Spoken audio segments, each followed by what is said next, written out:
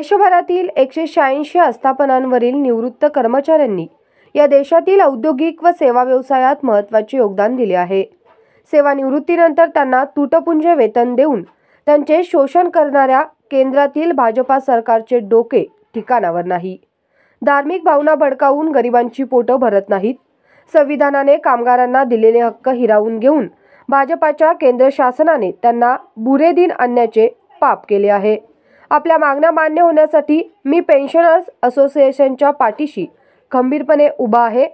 काँग्रेस पक्ष आपल्या बरोबर आहे, असे प्रतिपादन पृथ्वीराज पाटील यांनी केले।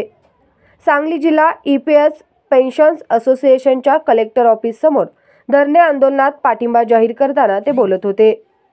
असोसिएशनचे सांगली जिल्हाध्यक्ष कॉम्रेड गोपाळ पाटील यांनी प्रास्ताविकात पेन्शनरांच्या व्यथा मांडल्या।